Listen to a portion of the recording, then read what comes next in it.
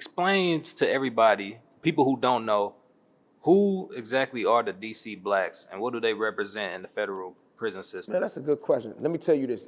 The DC blacks do not exist. Is that clear? What I mean by do not exist is that now that I have stolen the term DC blacks from the federal government, let me explain to you what DC blacks is and was.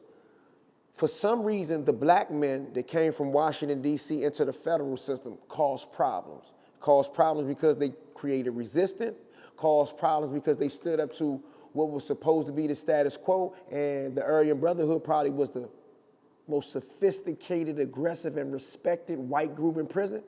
And I don't know if it was for the ignorance of the black men from D.C. or the audacity for the black men from D.C., but they came into the federal system.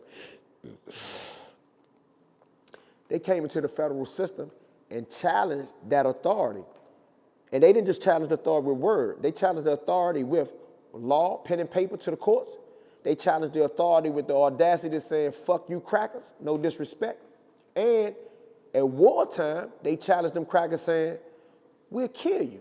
And that's not to make it, to glorify, but that's what it is. So as these people who became what you call problem inmates became the surface and we don't have a gang culture or mentality from Washington, D.C., the Bureau of Prisons, the FBOP, which is the feds, they said that group of guys over there, those the Crips, those the Bloods, those the Serranos, those the Mexican Mafia, that's the Aryan Brotherhood.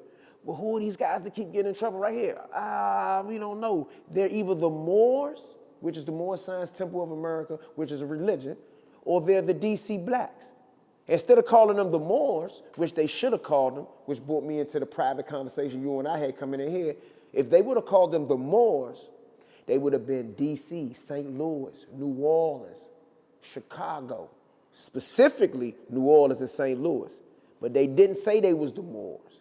They said those are the blacks from DC, and that translated into DC blacks. But if I had to sit down with you at a later time and I showed you information and paperwork, if I showed you killings, stabbings, riots, group altercations, group demonstrations, the black people would not only be from the District of Columbia, they would be from St. Louis, New Orleans, Baltimore, New York, and DC.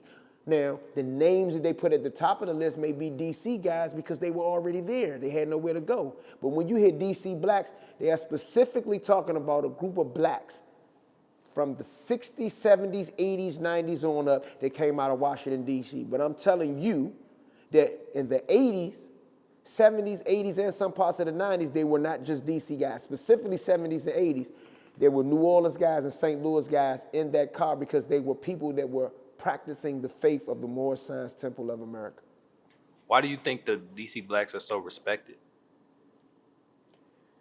Bruh, to be honest with you, they gonna put that knife in your ass in the jail. Like, people could talk that other shit all they want. A group of niggas that will kill you, they gonna be respected. That's why people always say, they respected, but this, but that, but this. You can't play with them. Now, you can have 20 DC guys in a place. Even if one of them is a coward, right? He can't be a coward amongst his own. So a lot of guys from DC make things happen. A lot of guys from DC shake and bake. But overall, even the dudes that try to say we love them for this reason or we hate them for that reason, at the end of the day is that DC guys don't play, bro. There's no way for me to intellectualize that. There's no way for me to minimize that. DC get their respect in the feds because they don't play and they'll chop your head off, bro. They'll stab you 100 times.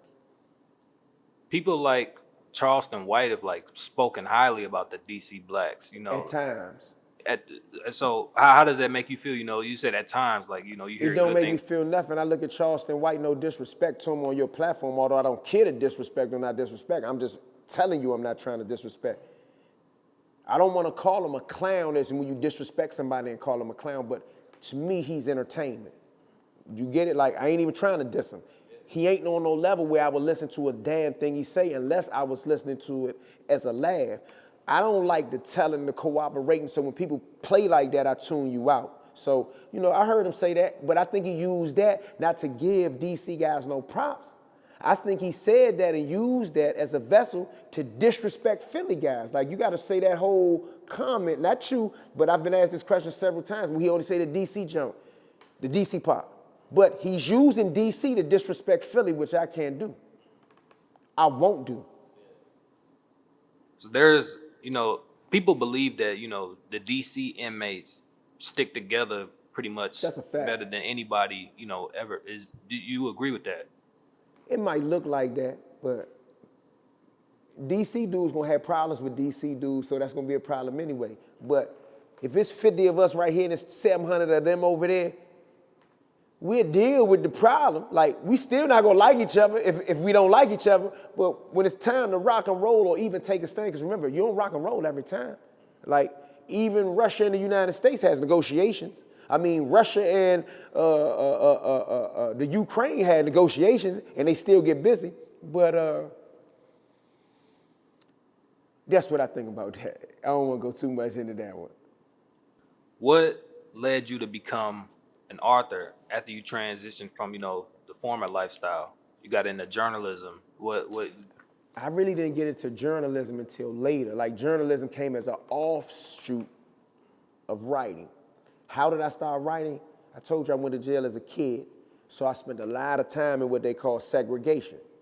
And even after I got through that, my mentality was just rebellious, man. I spent a lot of time in segregation. In segregation, you're gonna do one or two things a lot. You probably can guess what those things are, if it's only one or two things. Segregation? That means you're in a hole and you're in a cell all day for about 23, 24 hours. All right, what you're gonna do a lot of is work out and read. In the process of reading, Donald Goines was my favorite urban black author, okay? As I read his books, for people who don't know Donald Goines, which I consider one of my favorite urban authors, he wrote books about the 60s and 70s in Detroit and Los Angeles and a couple cities in between, but those cities specifically. And as I read those books in my cell, I had a typewriter because I learned how to do law. I wanted to write a book that was like a Donald Goines book about Washington, D.C. And my era in time was the 90s. So that's how I started writing. I tried to copy and mimic the delivery of this book by Donald Goines by the name of Daddy Cool. I actually read that book on the streets. Shout out to Supreme McGriff from the Supreme team, because he must have went through the same thing that I went through in prison cells. Shout out to Supreme, man. He got like 8 life sentences right now from the Supreme team. I talk to him sometimes. Shout out to Slim, man. Shout out to Prince. But they were on that book, and I said, Dad, you was on that book? He said, I could see it, and I could see it too, and that's how I became an author. That's how I began writing, and I wrote over 40 books while I was in prison. You wrote for Don Diva Magazine too. Yeah, I did that at one point in time. How did that opportunity come about? I met a guy by the name of Seth Arant. He's a white guy that had an LSD kingpin charge. He's actually the only person I ever met that faked his own death, although other people have, but he faked his death at Great Falls, Virginia, wrote a suicide note, threw some type of dummy in the water, and faked his death to try to get out of a kingpin case. It was real interesting. It was on America's Most Wanted Earth. Check him out. He was a journalist. He was already a journalist, and what I mean by he was already a journalist, he was writing for Vice and Fez and Don Diva, and I was impressed by that as a writer. I had written a couple books, but I said to myself, if I can write for some publications and write some articles on some street things that I know, maybe I can generate income. Lo and behold, I began to do that. I wrote an article about my man Javier Panama Card, who Paco Panama, you heard of him?